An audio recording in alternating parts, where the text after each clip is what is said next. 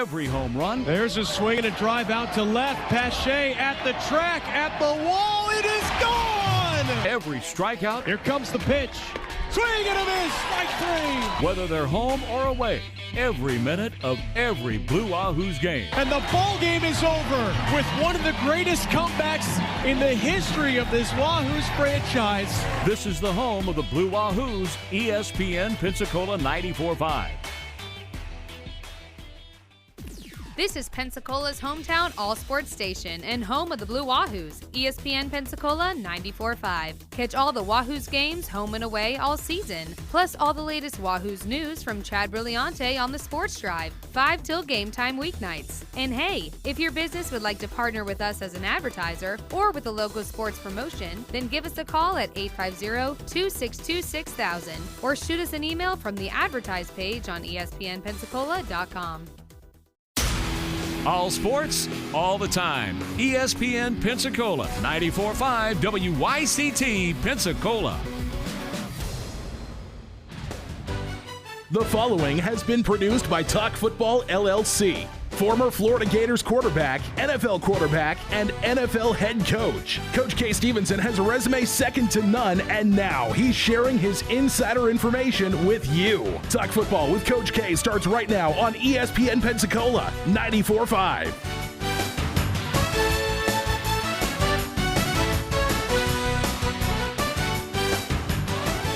ESPN Pensacola 94.5. Happy Friday. We made it through another work week. And hope you got a good weekend planned, maybe some football watching, maybe even a fantasy football draft or two. Who knows? I'm Joe Ford, in with Coach K sitting in studio. A lot to get to today, breaking down some of the action that we saw yesterday in NFL preseason week 2. We got 3 games to look forward to tonight. And some NFL and college football headlines to get to before we say goodbye to this week and head into a game week. Both in the world of college football and high school football. Florida and Miami a week from tomorrow in Orlando, and we have high school football starting up on Thursday. News Radio 1620, our sister station, will be broadcasting next Thursday Escambia High School against West Florida, and then on Friday, Pine Forest against Washington High School. Coach, always good to be here with you, sir. How are you today? Doing well, Joe. How about yourself? Doing fabulous, and got a lot of fun stuff going on this weekend. I have a fantasy football draft myself coming up tomorrow, and gotta prepare hard for that. But you're not a fantasy football guy, are you? Never done it. Never done it. Okay, because you did the real thing, so we can only aspire. But we get to pick our lineups and pick our teams and act like we're general managers. It's a lot of fun. But I would have never believed how popular it's gotten. Oh yeah, absolutely. And the NFL certainly taking advantage of that with a lot of fantasy football shows, and get to hear those right here on ESPN Radio on Sunday mornings during the NFL season. That's always a good time. So let's get started here. We heard a lot about Kyler Murray and Dwayne Haskins, a couple of the high-profile rookie quarterbacks. Both were in action yesterday, and Kyler Murray had himself a pretty good Week 1 performance. Yesterday against the Oakland Raiders, not so much. I think he was 3 of 8 passing the football, and also one of the more interesting things that we'll have to keep our eye on here as preseason goes on, and there's no reason to think that this wouldn't get worked out. But we talked about Cliff Kingsbury and the offense that he's trying to bring from college at Texas Tech to the NFL. And Kyler Murray was twice last night called for false starts because of the clapping that he was doing. And it was interesting. The ESPN, who had the game on last night, had a video of Cliff Kingsbury prior to the game talking with the officials, and it looked like he was trying to explain to them prior to the game, hey, this is what Kyler's going to be doing, because this is, we see it all the time in the college game where the quarterback, it may not be a verbal call for the football, but just kind of the hand slap to either signal that he's ready for the football. Coach, I imagine that's what they use that for. But twice last night he was called for false start because of that. So maybe some kinks to work out there for the Cardinals, but we'll see what happens. But thought that was an interesting side note yesterday, as Cliff Kingsbury is trying to install what he wants to do. Well, I think he's bargained up a tree if he's going to hand clap and hear that in most NFL stadiums. They're going to drown that out. But there are other ways to do it, and my goodness, for years and years, we just went on the center snap, which tends to be the best way to do it when you can't hear the signals. Let the center snap it once he's made all the calls up there, and the center also obviously has to check the time clock. But they make that snap, and it's worked out well. Then you're not dependent on something that's not going to happen.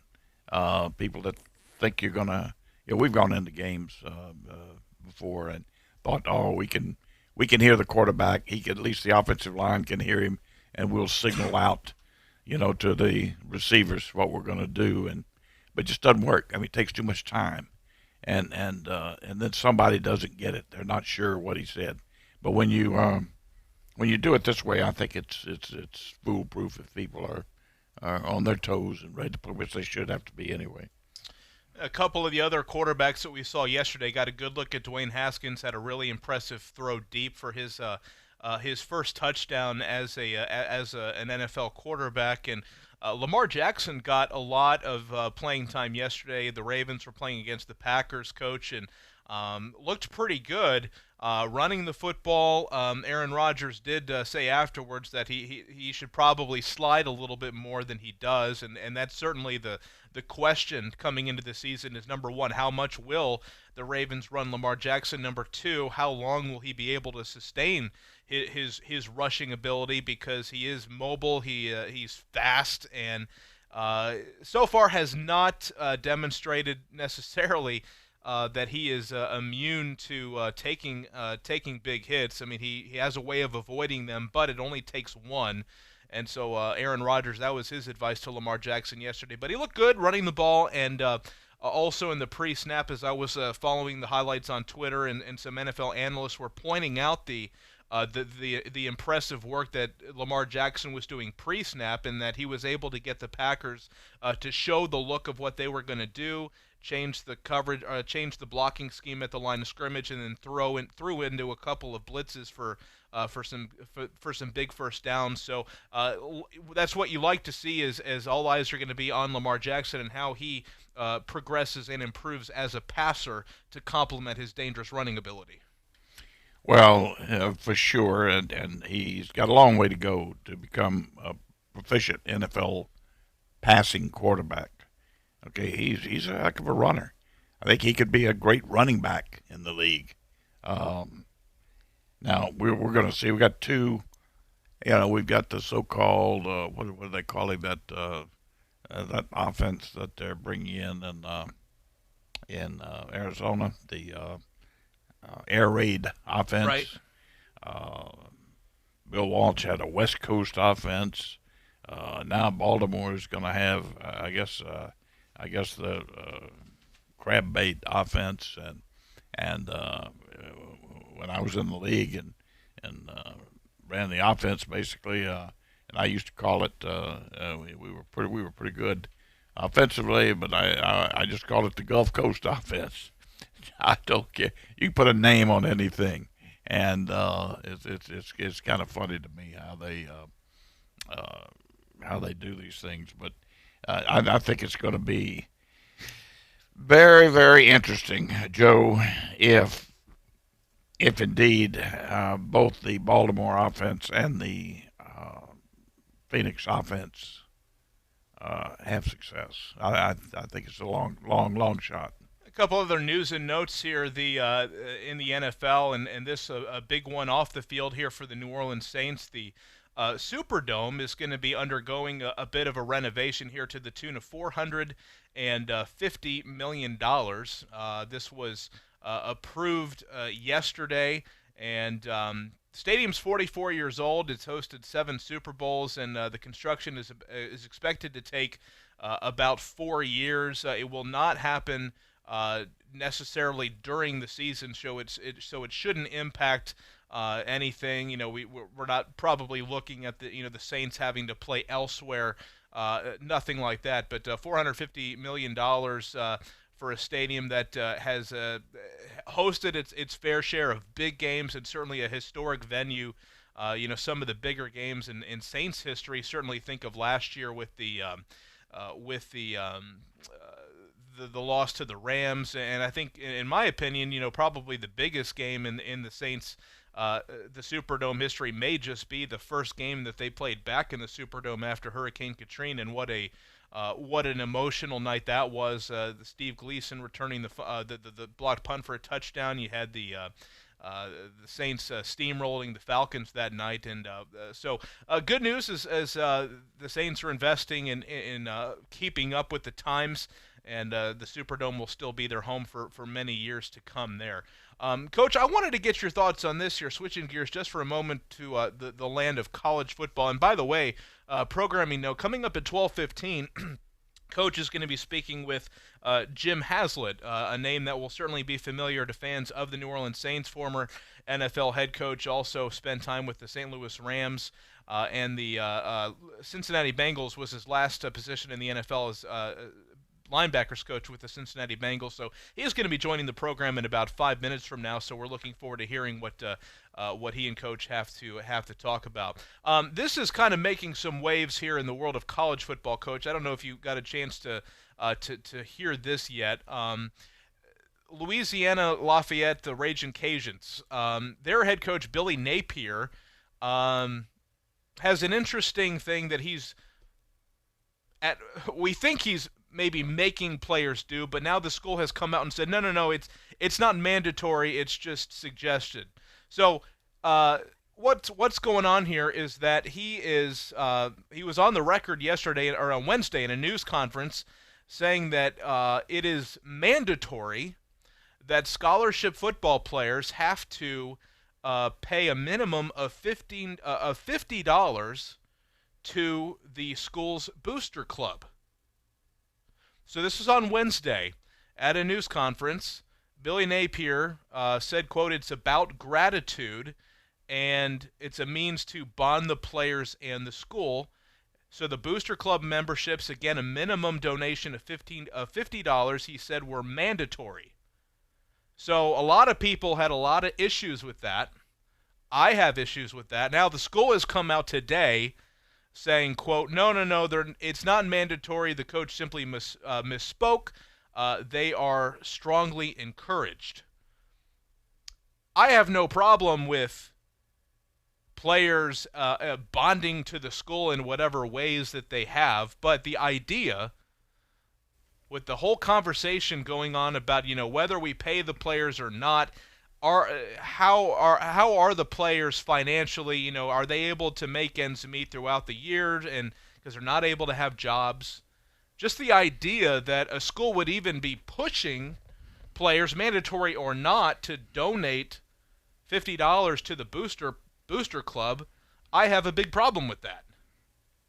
Well, I think everything's overblown on something like that. If we do the inside story, I bet it's not any big deal. I mean, no, you can't force them to pay or even insinuate that they do pay.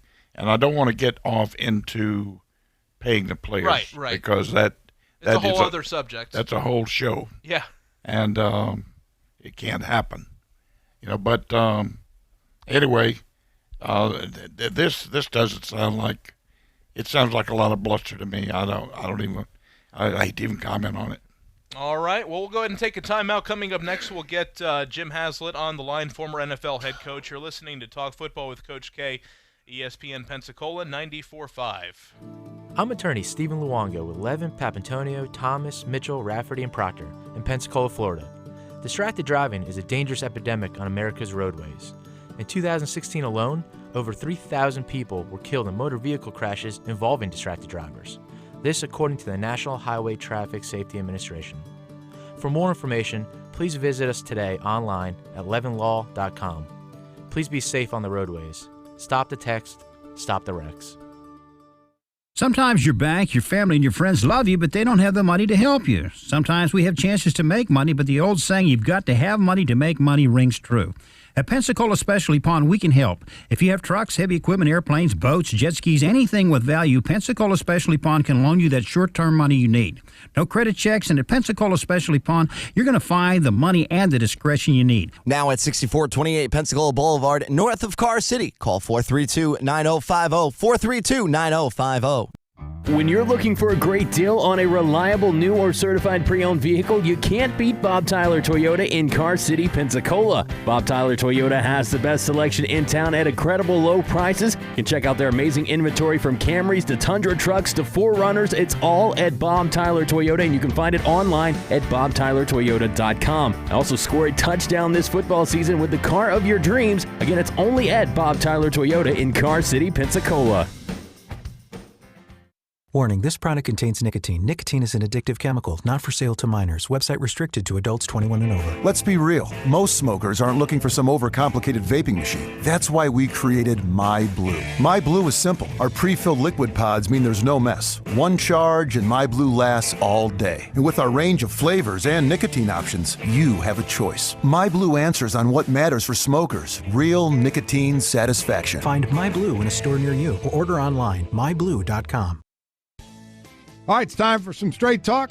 You wouldn't pay $100 for seats to a baseball game where you can get the same seats for $50. So why pay more on your wireless when you can get the same 4G LTE networks for up to half the cost? For $45 a month, get our unlimited plan with 25 gigs of high-speed data from Straight Talk Wireless. No contract, only at Walmart.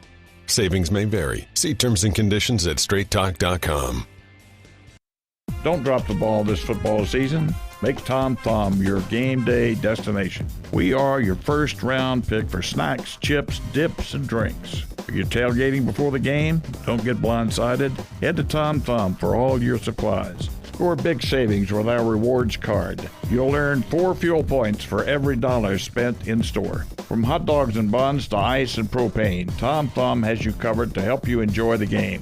For the ultimate game day, team up with Tom Thumb, the local store for local champions.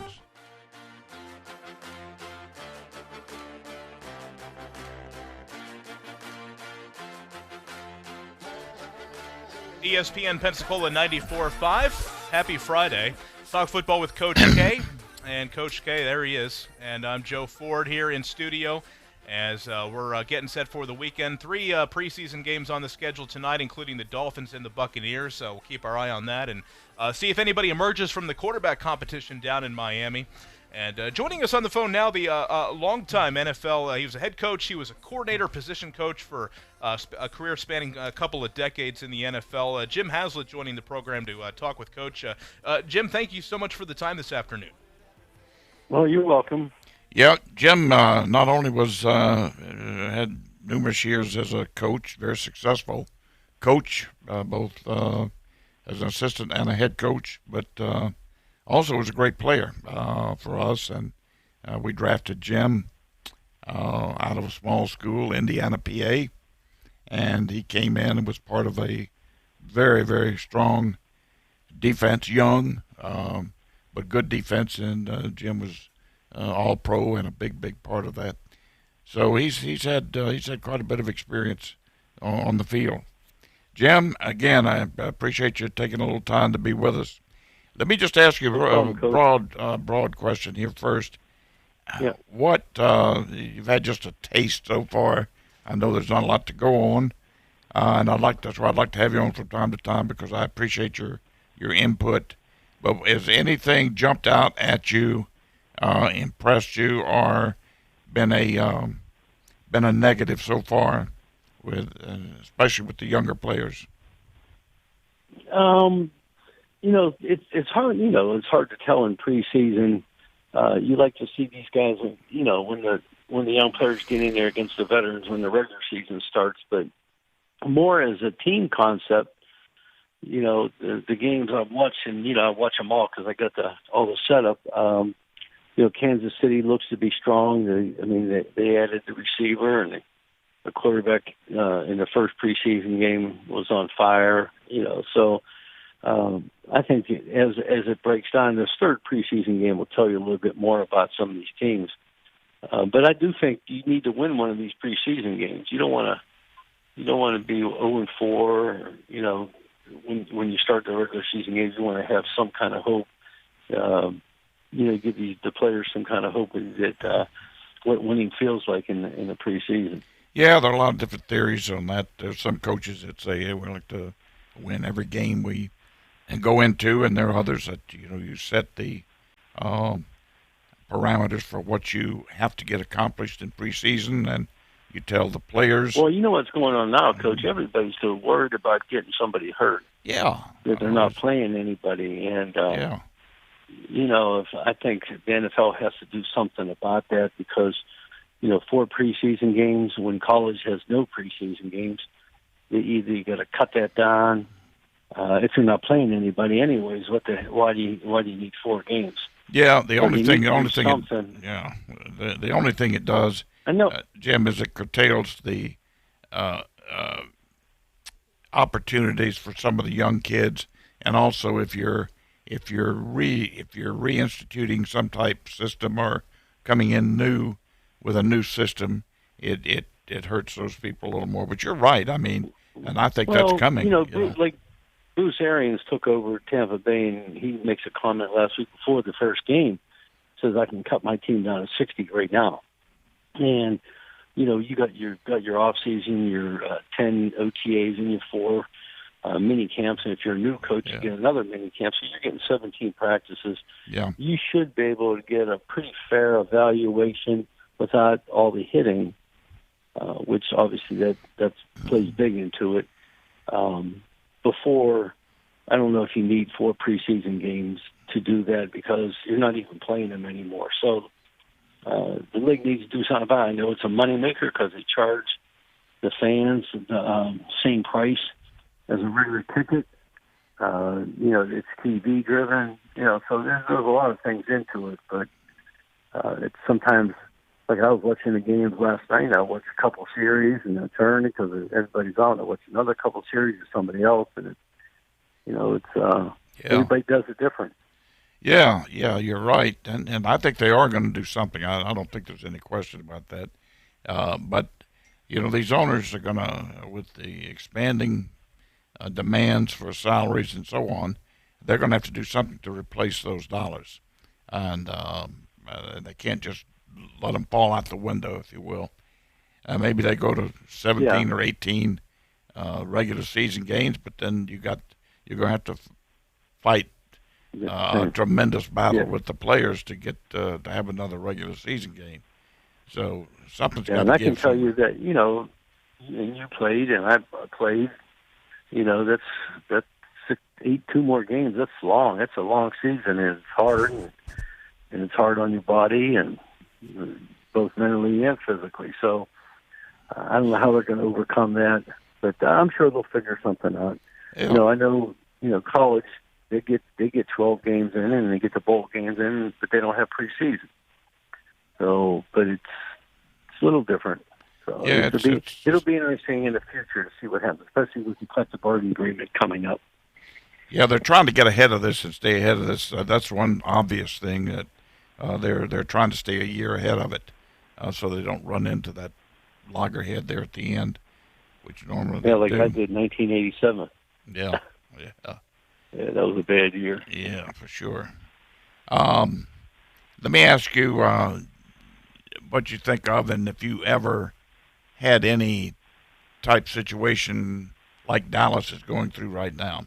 You've got a quarterback, granted not the best quarterback by any stretch in the league, but he is a quarterback that you can't just pick one off a tree somewhere. You've got to have that position some way somehow, or you can't even play. And then you've got a great running back, and you've got a receiver who has shown a tremendous difference in their passing game when he's in the game, and obviously he does that because of his speed, ability, and he can take the top off. So, I do think a couple things in that situation, Coach. One, I don't know how you get yourself in that situation. when you know it's coming up. 2, they can franchise one of those guys, so I don't think it's a big deal. They just got to decide what they want to do. And there's a lot of standards. 3, you can find a running back in the NFL.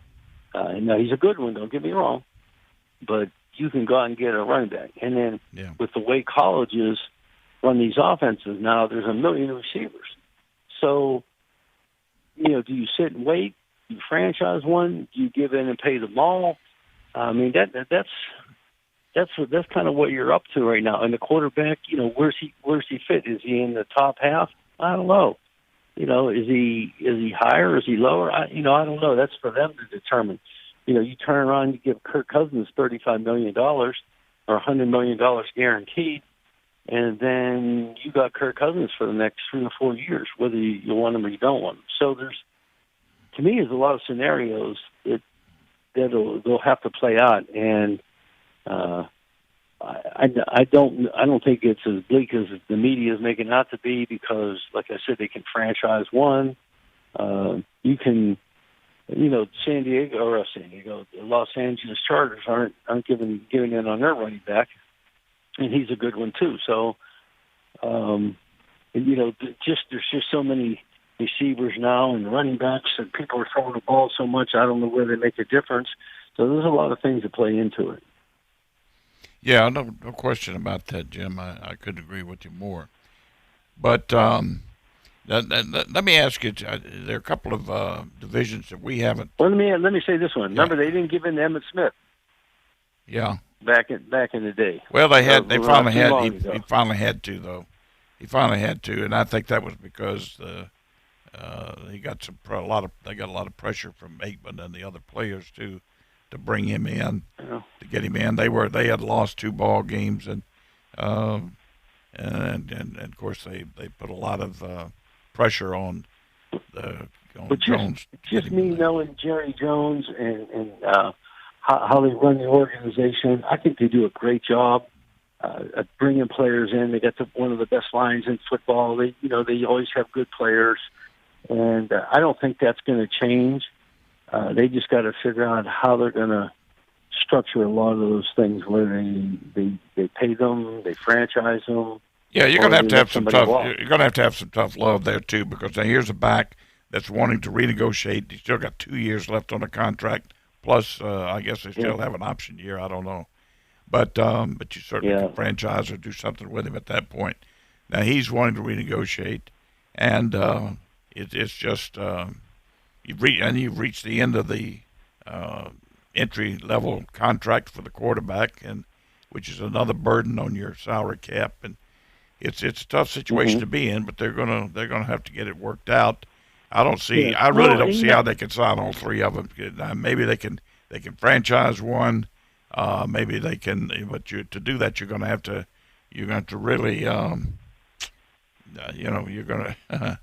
There's got to be some tough love there somewhere, for sure. Well, I would think, somehow the running back's a really good football player. I would figure they would figure him and the quarterback out. And like I said, the way college football is right now, there's so many receivers that you should be able to find a receiver. And if one of the guys, if I would say you put them in order, I'd probably put quarterback, running back, wide receiver in that order. Right. Well, and the thing they're looking at, Jim, though, is last year when they made the trade for the receiver, and all of a sudden their passing efficiency went up tremendously.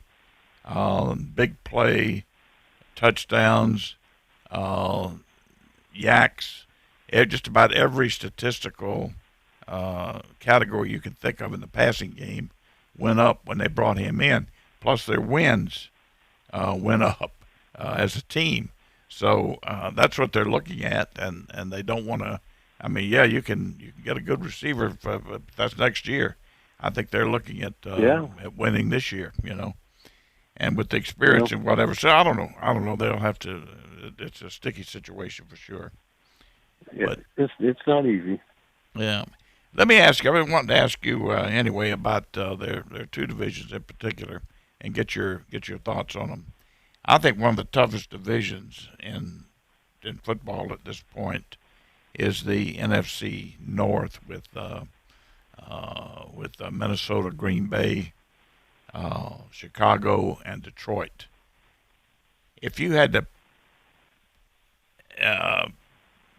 rank that division right now, top to bottom, how would you rank them?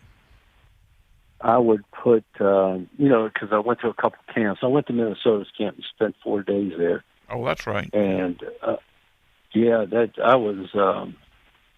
was like at awe of one, the facilities that they have, and two, of the players that they have.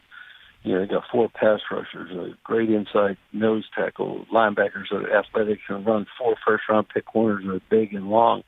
I love their 2 safeties, Harris and Harrison. I mean, they're really good on offense. They got really good running backs. You got to keep them healthy. 3 good wideouts, a really young, athletic offensive line. And it all boils down to Kurt, how he plays.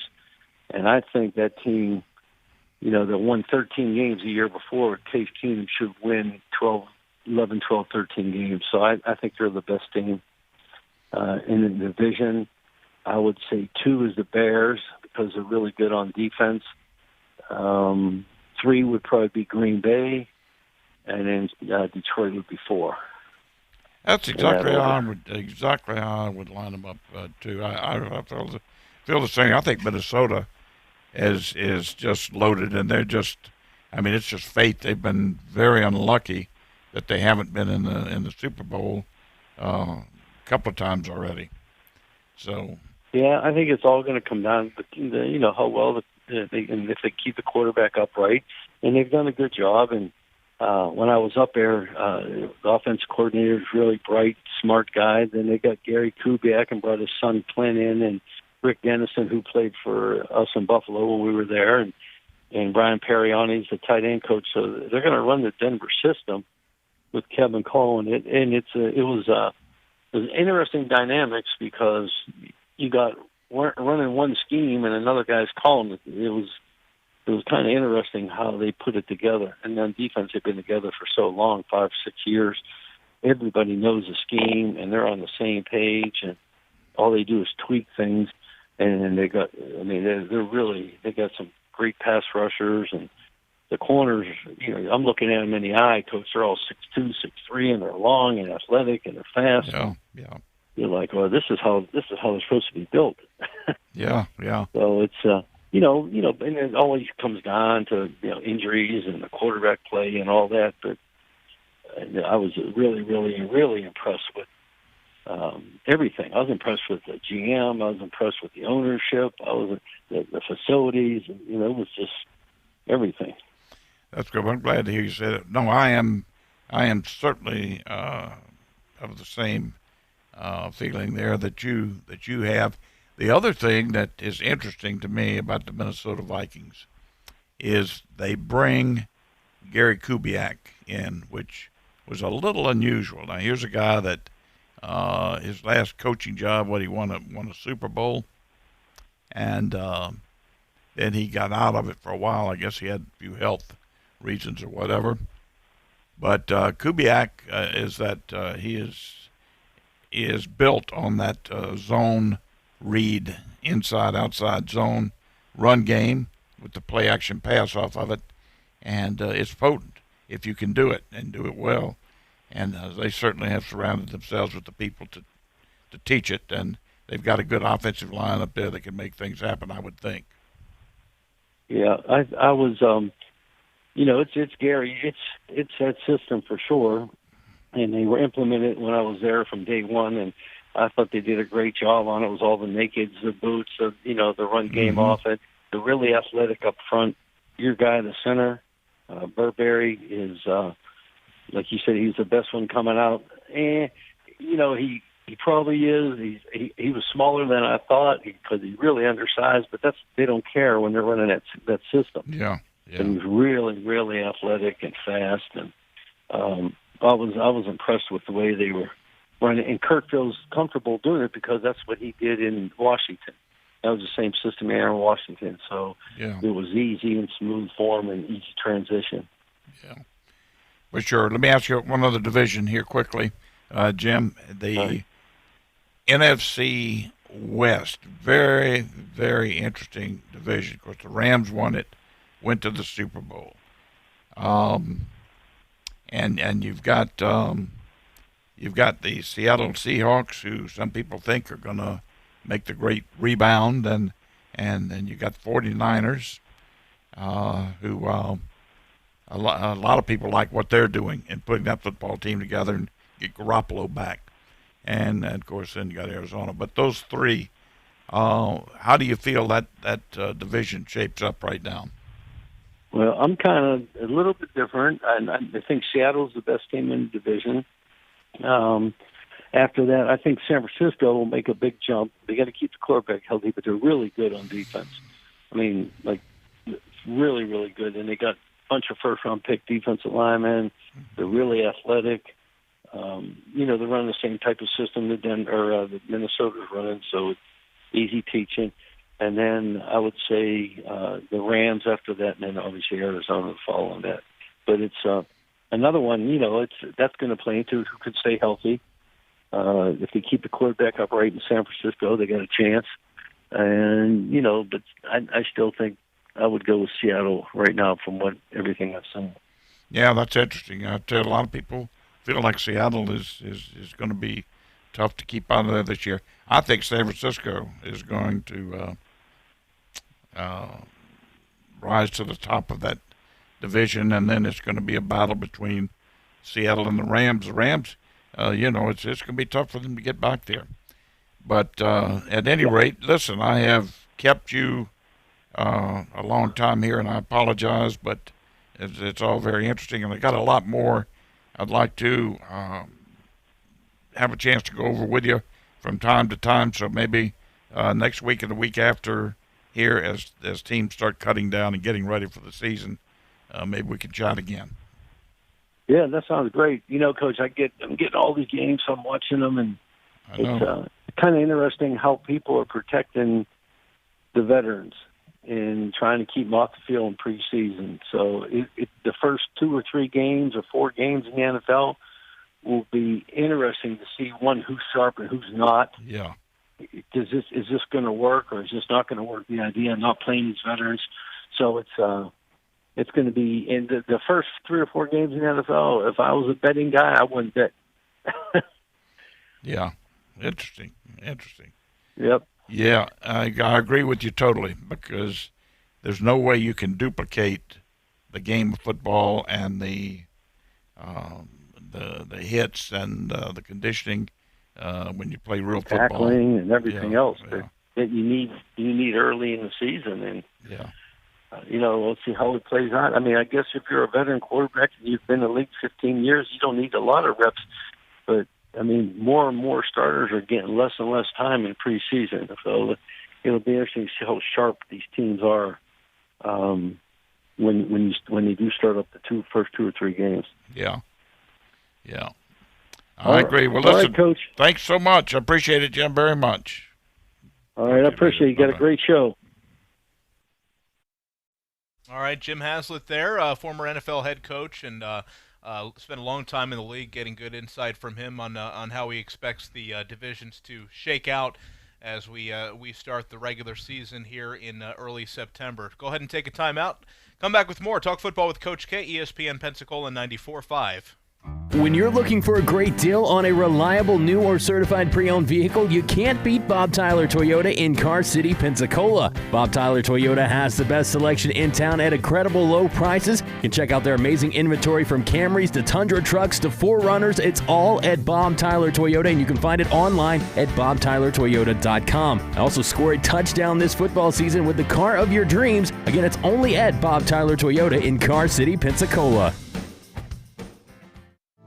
I'm attorney Stephen Luongo with Levin, Papantonio, Thomas, Mitchell, Rafferty, and Proctor in Pensacola, Florida. Distracted driving is a dangerous epidemic on America's roadways. In 2016 alone, over 3,000 people were killed in motor vehicle crashes involving distracted drivers.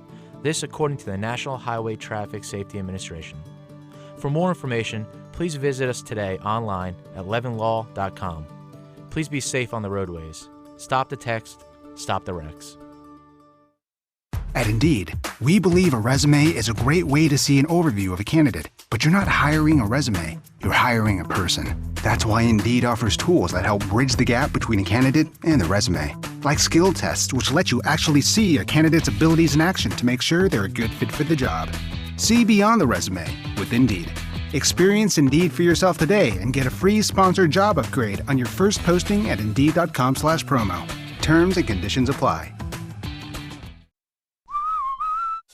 Summer's here, and there's no better time to hit the road. At AutoZone, we have the Duralast batteries you can rely on to drive with confidence. They're proven tough, even in the most extreme conditions. That's because they're designed to improve performance and provide your ride with a powerful startup. And they're available only at AutoZone, America's #1 battery destination. Visit us at AutoZone.com to get everything you need and start the job fast. Based on data from the MPD Group Incorporated, Car Care Track 12 months ending December 2018. Get in the zone, AutoZone. All right, it's time for some straight talk. You wouldn't pay $100 for seats to a baseball game where you can get the same seats for $50. So why pay more on your wireless when you can get the same 4G LTE networks for up to half the cost? For $45 a month, get our unlimited plan with 25 gigs of high-speed data from Straight Talk Wireless. No contract, only at Walmart. Savings may vary. See terms and conditions at straighttalk.com. Hello, sports fans. Miles Bentley here, General Manager at Hill Kelly Dodge Chrysler Jeep Ram in Pensacola. Growing up, I always loved sports. Nothing but net, out of the park, through the uprights. Sink the puck Bentley, that was me. But my love of the game couldn't beat my love for Pensacola and helping folks get on the road of dreams in a new Dodge Chrysler Jeep Ram. Sure, I never went to the big leagues in sport, but we're all pro here at Hill Kelly Dodge Chrysler Jeep Ram. Proud to be in Pensacola.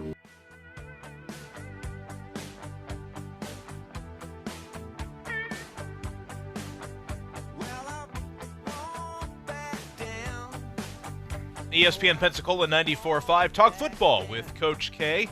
Joe Ford and Coach K. Stevenson with you in studio. Happy Friday. Hope you have a good weekend in store as we just one more Saturday without college football in our lives. Florida and Miami a week from Saturday in Orlando. College game day will be at Disney World. Still threatening no signs or flags, though. So we'll see if Old Crimson, the Washington State, the iconic Washington State flag that has been at every college game day since 2003. Somebody will wear a shirt with the flag on it. Or something. They'll sneak a flag in, or they'll have one on set or something. It has to be there. I don't care if this is if you want to consider this an official college game day or not. They're calling this the week 0 of the college football season. There may always be an asterisk next to this, but they'll make a way to get the flag on there. They better, or else streak's over, and you got to start a new one. So yesterday we were looking through, of course, college football celebrating 150 years, and Sports Illustrated has been doing a great job of putting together the lists of greatest teams, greatest traditions, greatest helmets, greatest this, that, and the other. And we were going through the list of ESPN's top 10 teams in college football history. There were a couple of teams up there that raised some eyebrows for me. Yale at 7 and then North Dakota State at number 10. And, of course, it's not really a subjective list. They tried to be fair to the total history of the game, and it's so easy to be biased against towards recent events rather than going all the way back to the pre-World War I days. So that's why you had Yale up there with their 18 national titles, all prior to around 1950 or so. But probably some more arguments on this list here. This is Sports Illustrated's list of the top 10 traditions in college football history. Number 1. Coach, you have any guesses on the number 1 tradition in college football? Number 1 tradition. I really don't have. What is number 1? Number 1 is the Oklahoma Sooner Schooner. I would never have guessed that. I would not have put that on there at number 1. No. And tradition, I guess they're talking about something a little bit different than I envision. When I think about tradition in college football, I think about the life of the program of the school and how it's impacted the game itself. And such as Tennessee's got great tradition. Alabama's got great tradition. Notre Dame has great tradition. Michigan, Ohio State, all these teams have great tradition, meaning that they've earned it in ways that start from ground zero and build all the way through. So maybe that's a little idealistic. The Sooner Shooter, I mean, it's certainly visible. I would not call it the number one tradition in college football. So that one's a little high to me. This one also probably a little high. Clemson's Howard's Rock. The rock standing over the end zone that all the Clemson players touch prior to heading out onto the field. That's a little high for me at number 2. Yeah, we're talking about something different, as I said again, than what I equate as college tradition. But I mean, these are happenings, are something that they make happen or show during or before a ball game. So, all right, well, let's go on through since we started here. Well, I would replace this. I mean, I have no problem if you want to have players, touching a rock or a sign before they want to go. They go on the field. But in my opinion, the more historic, the more traditional instance of this would be Notre Dame's players touching the "Play Like a Champion Today" sign. So, I mean, if you're going to have something like that, that's the one I would go with all due respect to Clemson. Let's go to the phones. Jonah's joining us on the program. Jonah, how are you this afternoon? Hey, y'all. How you doing? Good. What do you got for us? So, I want to comment first on the rock, the Clemson rock. You're 100% right. I'm not really sure why that's there. I think it's more topical because they beat Alabama than it's not anything. But I wanted to ask y'all's opinion on something. I did an internship once in Indianapolis, and being from Middle Georgia, Pensacola area, my entire life I've been under the impression that everybody understands how great SEC football is now and has been for a long time. I went up there, and a lot of the people I hung out with, people I worked with, people I lived by, we were talking about college football season coming up, and naturally being in Indiana, talk about Notre Dame, talk about Indiana, they talk about Illinois, Penn State, and all that. And I jokingly said, yeah, but you guys understand SEC is the best. And everybody stopped what they were doing. They put their drinks down and said, what do you mean? Big Ten is the best. I wanted to see, since we're talking about the greatest traditions, do y'all consider the SEC the most rich in tradition in the country as far as conference college football? And if not them number one, who would you put in the top 3? Well, let's qualify different areas first of greatness, if you will.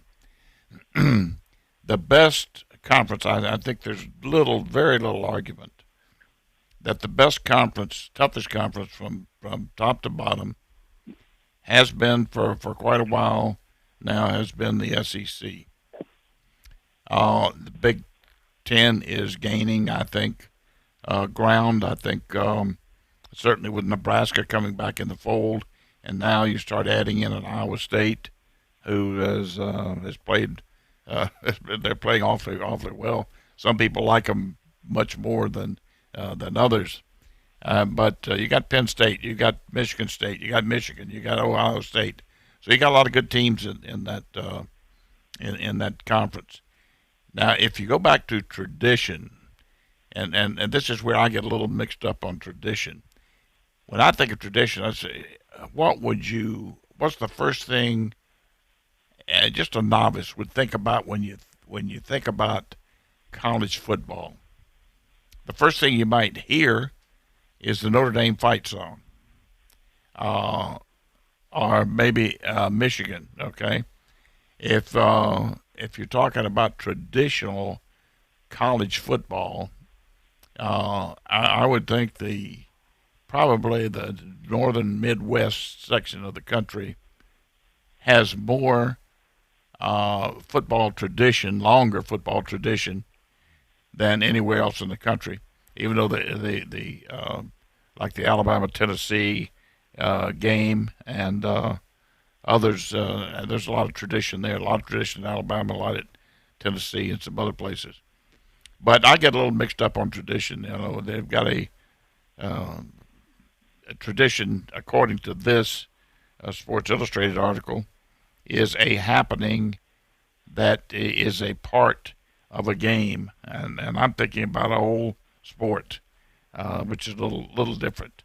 That may not answer your question. Well, and Jonah, I think I could probably shed a little bit of light on this, Coach. I don't know if you'll necessarily agree with this, or you may agree, but as somebody who was born and raised in the Big Ten country, I would say that you're not going to – I agree that, currently the SEC is the best conference in college football. Now,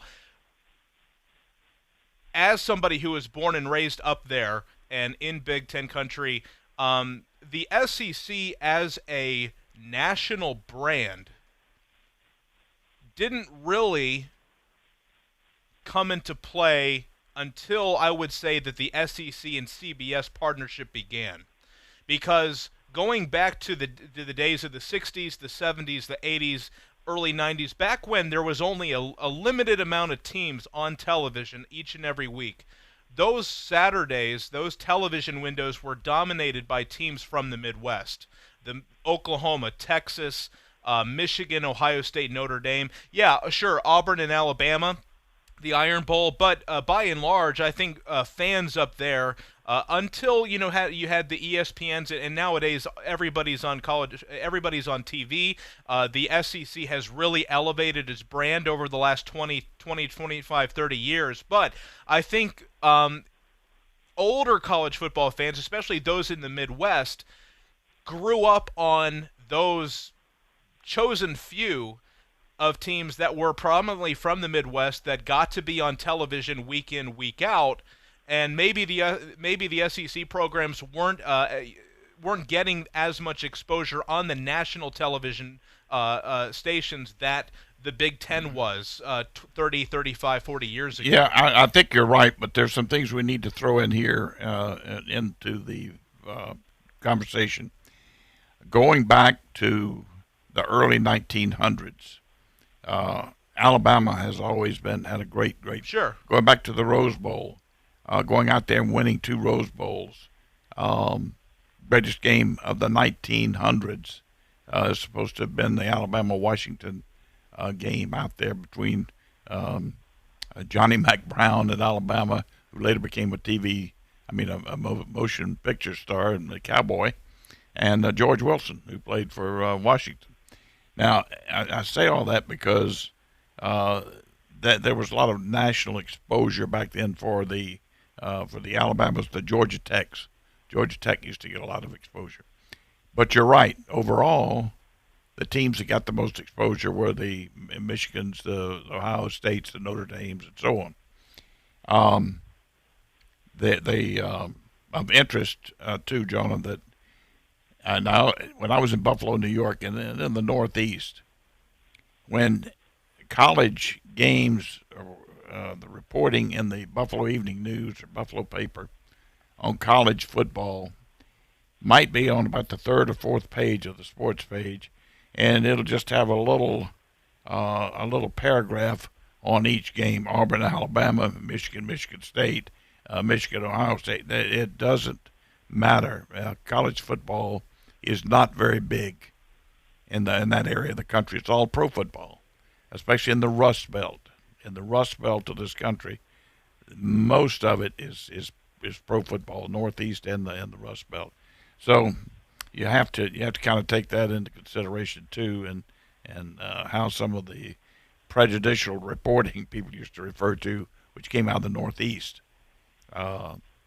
was because there was not much emphasis on college football. Yeah, and I would say that there's certainly more passion, apart from the individual pockets like in Ann Arbor, Michigan, and Columbus, Ohio. There's certainly more passion for the game of college football in the region of the Southeast than there is in, the Midwest and Northeast. But again, going back to, 40, 45, 50 years ago, when only a select few games were on TV every weekend, it featured more prominently those teams from the Midwest than it did in the South. Sure, I mean, Alabama's excluded from that because they were on all the time, in those big national type games. But so Jonah, that's my 2 cents of why I think fans up there probably think that way.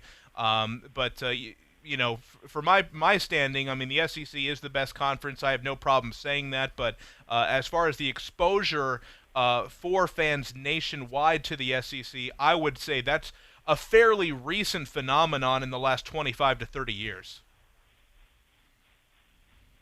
All right. Well, I appreciate it. Talk to you all again soon. Thank Jonah, you. we always appreciate the phone calls and keep them coming. All right. So a good friend Jonah thanks, there, Jonah. Good friend of the program, and good question. Good good question really. and good conversation. And I mean, I think it's interesting to people in this part of the country that as to how football in general and specifically is viewed in other areas of the country. Right, and you go. You're right, Coach. As the NFL has gotten so much more popular, I mean, you can go up north, and you've got pro teams in Cleveland, and Cincinnati, and Pittsburgh, and Indianapolis, Chicago, Philadelphia, going, just kind of spanning the upper Midwest to the Northeast, and down here, historically, the pro teams have been more sporadic in South. Well, there were SEC no pro. country. There were no pro teams until relatively recently. Okay, the nearest teams when I was coming along, the nearest pro team was either in Washington or St. Louis, Washington D.C. or St. Louis. Those are the nearest ones. So pro football was kind of out of the question. People didn't drive to St. Louis to see a ball game or drive to Washington, D.C. to see a ball game.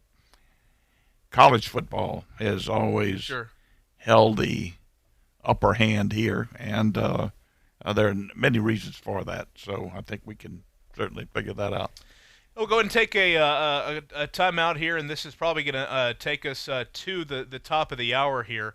It's been a good show, a good conversation here, Coach, and we got some games to look forward to tonight. So thank you so much for joining the program today, and we will talk to you on Monday. It's a game week, a week from Saturday, Florida and Miami. There's only one place in town for the lowest prices and greatest selection of firearms. Pensacola Indoor Shooting Range. Visit our fully stocked Gun Pro Shop for new and used firearms, accessories, and ammunition. Check out the Indoor Shooting Range. We offer rentals on guns, including fully automatic machine guns and silencers. Ladies, this is the safe place to learn how to use a gun. Plus, Tuesday is Ladies' Day. Women shoot for half price all day. The best place to buy firearms in Pensacola. Pensacola Indoor Shooting Range. Highway 29 in Car City. I'm attorney Stephen Luongo with Levin, Papantonio, Thomas, Mitchell, Rafferty, and Proctor in Pensacola, Florida. Distracted driving is a dangerous epidemic on America's roadways. In 2016 alone, over 3,000 people were killed in motor vehicle crashes involving distracted drivers. This according to the National Highway Traffic Safety Administration. For more information, please visit us today online at levinlaw.com. Please be safe on the roadways. Stop the text, stop the wrecks. Don't drop the ball this football season. Make Tom Thumb your game day destination. We are your first round pick for snacks, chips, dips, and drinks. Are you tailgating before the game? Don't get blindsided. Head to Tom Thumb for all your supplies. Score big savings with our rewards card. You'll earn 4 fuel points for every $1 spent in store. From hot dogs and buns to ice and propane, Tom Thumb has you covered to help you enjoy the game. For the ultimate game day, team up with Tom Thumb, the local store for local champions.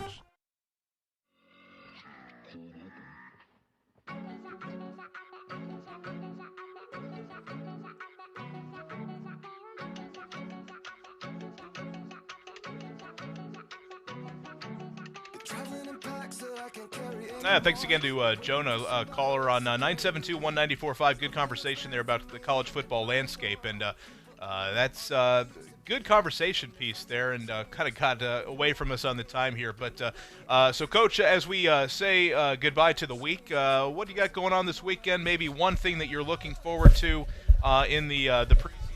the preseason games coming up tonight, Coach? Well, I think as always we're going to be looking. I want to see the Jones, the quarterback for the Giants. I want to see him play maybe a whole quarter or maybe 2 quarters. So I think that's probably going to be the most interesting thing tonight. And the 2 NFL teams still with ongoing quarterback battles, the Redskins and the Dolphins. So we'll get to see the Dolphins tonight against the Buccaneers. So Josh Rosen and Ryan Fitzpatrick. Only a couple more weeks, really, before the coaches will have to decide who's going to be the one to take the snaps to start Week 1. So that'll be something that I'll be watching out for this weekend. Coach K, it's been a fun week. We had Jim Haslett on this week, and we're expecting more interviews, especially as we get into the season here. Yeah, we got Danny Sheridan coming on, I think, next week. Very good. Florida and Miami a week from tomorrow. Have a good weekend. Talk football with Coach K, ESPN Pensacola.